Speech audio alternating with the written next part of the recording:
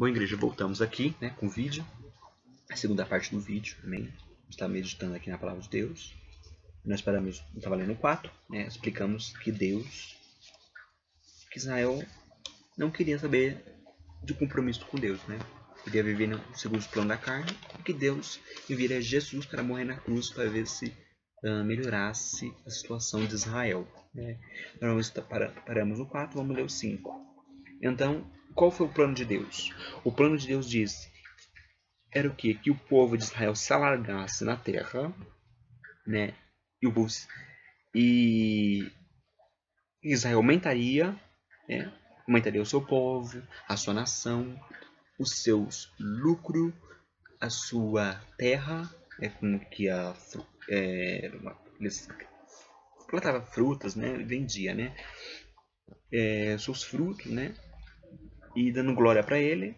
E depois o plano era que Jesus viria, morreria, ao terceiro dia ressuscitaria e Deus ia dar glória para Jesus, né? O povo ia adorar Jesus, e ele se assentaria à direita de Deus, e que muitos povos, nações viria a ouvir Jesus falar suas pregações, suas palavras, se converter dos seus maus caminhos, não só Israel, mas sim outros povos ou outras nações, ia ouvir Jesus falar, ia se arrepender dos seus pecados, não é verdade? E que Jesus sentaria ao seu lado. Mas, se Israel se arrependesse dos seus pecados, dos seus erros, se ele se arrependesse, entenda bem, se ele se arrependesse dos seus pecados, foi a promessa que Deus deixou, que Deus falou a Israel. Vejamos bem, Deus é inteligente, né? Deus é muito inteligente. Por que Deus é inteligente? Porque quando a gente não vai pela dor, vai pelo amor, Deus traz pela dor. Mas no caso de Israel aqui, Deus aqui tentou várias formas, tentar conquistar a Israel. Mas cada dia, cada mês, cada ano, o coração de Israel endurecia como uma pedra. Então Deus achou outra forma de trazer Israel. Foi no seu ponto fraco. E qual o ponto fraco de Israel? É as riquezas. É o dinheiro, é o lucro. Então Deus foi bem aí. E aqui Deus renova as promessas. Porque foi um povo muito difícil. Israel lutava muito na guerra, perseguido pelos babilônicos. Deus já fez promessa para Israel no tempo de Êxodo, né? E era um povo muito desprezado, humilhado, né? Mas sempre foi um povo vitorioso, que Deus era com eles. Mas o que acontece é que ele desentendeu com Deus, se desviou do caminho de Deus e acabou seguindo segundo o propósito do seu coração. Então Deus aqui Deus não perde peleja, não perde guerra, né? Não perde seus filhos. Então no caso de Israel aqui, o plano de Deus era o quê? Foi no ponto fraco de Israel, na ferida de Israel. E qual era a ferida de Israel? Deus tentou comprar ele, trazer ele com prêmios, presentes, né? Que Deus disse a ele que a cidade dele aumentaria, eles iam lucrar muito, ter muito lucro, muitas vendas, a cidade ia crescer, né? Ofereceu diversas riquezas para Israel, mas se ele se arrependesse dos seus caminhos, dos seus pecados, né? Entenda bem. E Deus é sábio, né? Nós já lemos o 7, né? Aqui, vamos ler agora o 7, nós falamos no 7. E aqui Deus perdoa o pecado de Israel. Perdoa o pecado dele, né? Deus oferece perdão e promessa. E perdoa o pecado dele. Se ele se arrepender dos pecados, perdoa assim de bom grado. Deus perdoa o pecado dele de bom grado, né? Agora, se a gente lemos Segundas Crônicas 7:14, lá, se eu não me engano, Segundas Crônicas eu estive lendo, se não me engano, fala: se meu povo, que se chama pelo meu nome, orar, se humilhar, e eu ouvirei do céu, perdoarei seus pecados, sararei a sua terra. Se não me engano, é isso que eu li lá em Segundas Crônicas. né? É isso que eu entendi lá. Então, mas se ele se arrependesse, se Israel se arrependesse dos seus pecados, dos seus caminhos, né? Agora vamos continuar lendo aqui. Aqui nós paramos, nós já lemos o 7, que já explica aqui as crônicas, já explica a crônica, segundo as crônicas 7, 14, já explica o 7. Agora nós vamos lermos o 8 e o 9, tá bom? O 8 e o 9. Aqui no 8 e 9 fala que os pensamentos, aqui Deus aqui já faz um bom agrado para ele, para agradar Israel, para Israel passar para o lado de Deus. Ele faz um bom agrado, um belo agrado para Deus. E qual o agrado de Deus para Israel? Aqui Deus fala que os meus pensamentos são maiores que os seus, são melhores que os seus, melhores. Se Israel pensasse em riqueza, essas coisas, os de Deus seriam muito melhores, muito melhores. E ia que fala até os caminhos dele, né? Aí o que Israel vai pensar? O que Israel vai pensar com a sua cabeça? Vai pensar, bom, se o pensamento de Deus é muito melhor que o nosso e o caminho dele é melhor que o nosso, nós vamos seguir o caminho de Deus. Porque Israel conhecia Deus, sabia que Deus falava, não mentia e cumpria. De Deus é muito melhor mesmo, muito melhor. Né? O que Deus quiser te colocar lá no alto, te exaltar lá no alto, ele faz, porque Ele é Deus. Né? A gente consegue até um certo limite, mas Deus é muito além do nosso limite. Então Israel já olhou, olho grande, mas o pensamento de Deus, o homem pensa uma coisa, Deus automaticamente pensa outra coisa. Né? O pensamento de Deus era trazer Israel, não afastar. Né? Então lemos aqui o 8 e o 9, tá bom? Ele explica que o caminho dele, né? O caminho dele, o pensamento dele é muito melhor, né? Muito melhor que o nosso. Mas é assim que nós entendemos. Aí vamos pular para o 10. Você leu o 10 aí, o versículo 10, eu vou explicar o versículo 10. E aqui o versículo 10, Deus deixa bem claro no versículo 10. Explica o versículo 10. Aqui Deus, quando Deus fala que faz, Ele faz mesmo. Que eu já estou explicando no versículo 10. Quando Deus fala eu faço, Ele faz mesmo. O homem fala que faz, mas depois desiste. Deus não. Deus fala que vai fazer e faz mesmo. Quando Deus fala que não vai fazer, Ele não faz. Então Israel conhecia Deus, conhecia muito bem Deus, sabia que Deus falava e cumpria. Porque Deus disse que Israel seria um povo muito próspero, abençoado, lutaria e venceria todas as batalhas e Deus seria com ele. E Deus falou e Deus cumpriu mesmo. Então Israel conhecia muito bem. Para Israel acreditar em Deus, para Deus falar isso aqui, para Israel, o pensamento, os caminhos dele, para Deus falar isso, Deus não vai falar assim. Israel tinha que ver. Israel tinha que ver que Deus fala e faz mesmo. E como que Israel tinha que ver? No tempo passado. No tempo passado que Deus falou com Israel e verdadeiramente Deus cumpriu. Cumpriu na vida de Israel. Falou e cumpriu. Então, Israel aqui automaticamente acreditou em Deus. Porque Deus falou e ele cumpriu. Né? Deus falou e cumpriu. Cumpriu mesmo. Falou e cumpriu. Então, jamais uma pessoa disser para mim eu faço, aconteço, se Deus, eu vou acreditar porque Deus, eu sei que Deus faz. Mas se o homem falar que eu não vou acreditar, não vou. Então eu preciso ter uma certeza, uma confirmação, como se fosse uma amostra, alguma amostra assim, né, que Deus faz.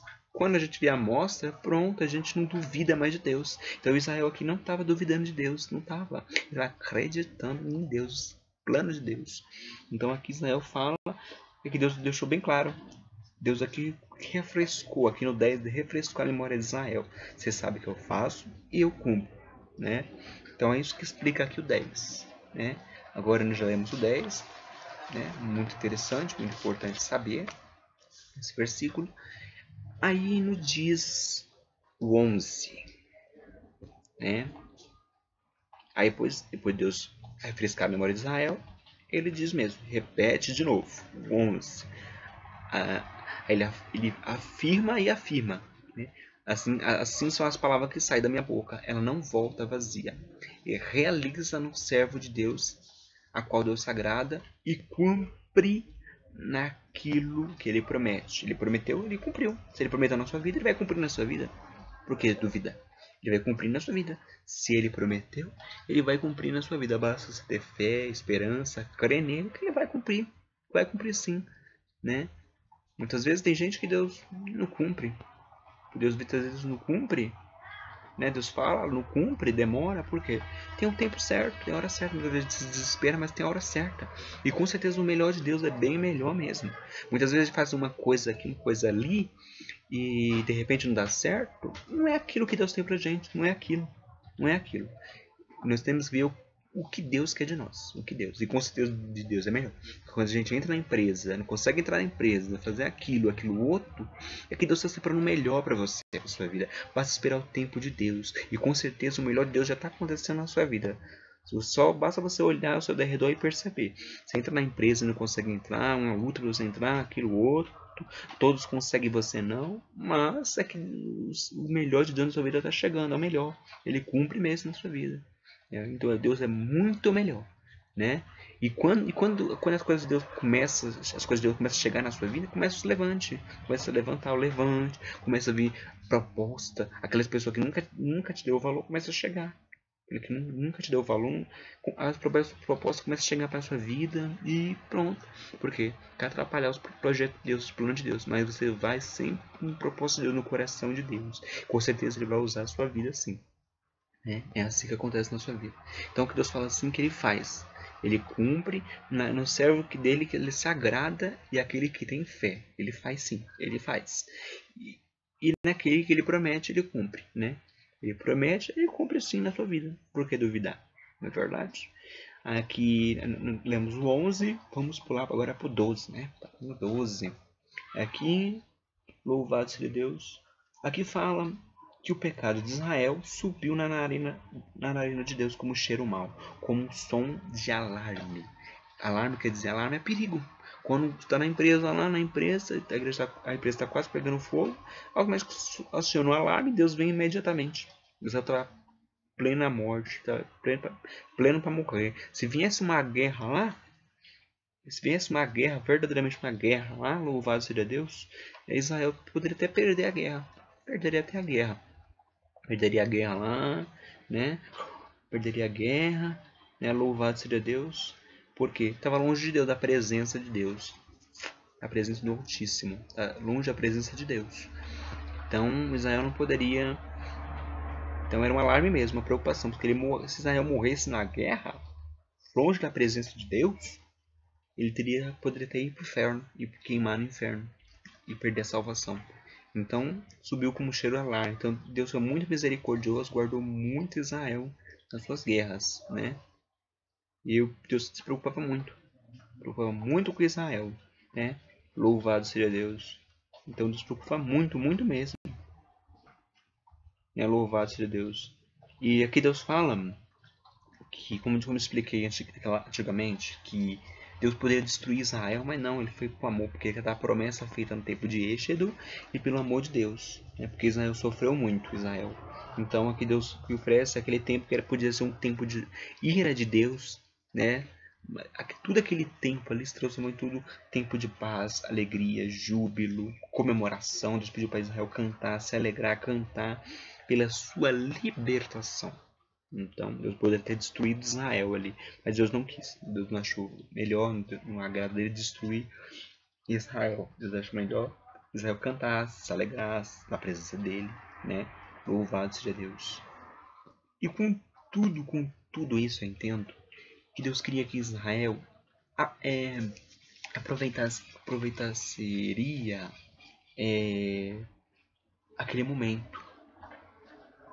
aquele momento ali, porque talvez poderia ser o último momento de Israel, a última chance de Israel. Eu queria que Israel aproveitasse. Por quê? Se Israel não aproveitasse, rejeitasse tudo isso, automaticamente a presença de Deus se afastaria de Israel. Afastaria sim. Afastaria e ele perderia a guerra e não seria um povo próspero, né? Então, talvez com a morte de Jesus melhoraria um pouco a situação, né? Nós já lemos todos, ainda falta só o 13, ainda leu 13, né? E aqui o 13 fala, Deus aqui promete restaurar Israel, suas terras, né? E foi uma forma que Deus chamou para atrair Israel, né? Sair daquela miséria, daquele pecado, agora, e do mundo espiritual, e mudar o seu mundo espiritual e as suas terras, foi uma forma que Deus achou, né? Louvado seja Deus. Aqui Deus fala aqui, né, quase no último, que a sua terra, que era uma terra de seca, de pecado, né? Verás o trabalho, né? Aqui fala que foi uma terra de pecado. Tudo que é espinho, pecado, se transformaria em um momento de paz, alegria.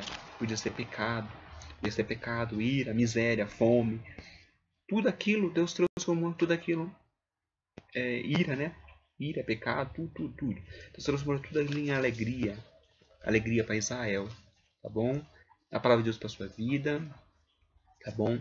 Creia que Deus está restaurando a sua vida. Nesse momento, está restaurando a sua vida, a sua família, né?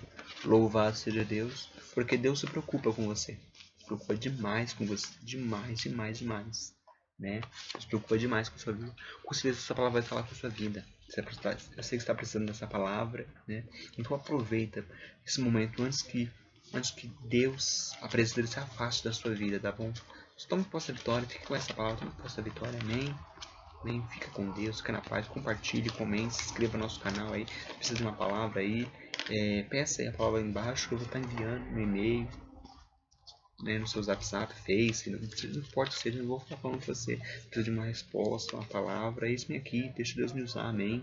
Deixa Deus falar contigo, então, creia que Deus é contigo, aproveita esse momento, essa oportunidade que Deus está te dando, né? Esse é o povo de Israel eleito, né? Louva, se você que está passando do caminho do Senhor, aproveite esse momento, essa oportunidade, seja como aquele povo de Israel que era um povo que tinha sede de justiça, não aquele povo que era pela misericórdia, mas sede de justiça.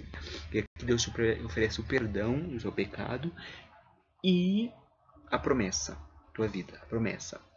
Mas se você arrepender do seu pecado, não creia, tu não posso dar vitória. Deus tem te dado tanto livramento porque você se afastou do caminho dele, da presença dele. Volte para os caminhos de Deus, volte para a presença de Deus, que ele com certeza vai falar contigo. Ele tem lindas promessas, como diz a palavra, o caminho dele é muito melhor que o teu caminho, o pensamento é muito melhor que o teu pensamento. Volte para a presença de Deus, para a casa do Pai, ele vai trabalhar na sua vida, amém? Creia, também possa a vitória que Deus é contigo, Deus não te abandona, não. Ele é contigo, que ele se preocupa com você, que talvez o seu pecado subiu demais na narina de Deus. Então basta você, o homem, como diz lá em Coríntios 11, 23, não sei se é o primeiro Coríntios, vai falar lá, examine-se o homem a si mesmo. Então examine-se você mesmo, como você está diante de Deus, está pela misericórdia, e se arrepende dos seus pecados, amém? Para que Deus venha se agradar, porque talvez a última oportunidade que Deus tem para a sua vida, amém? Fique com Deus, forte abraço, um beijo, fica na paz, amém?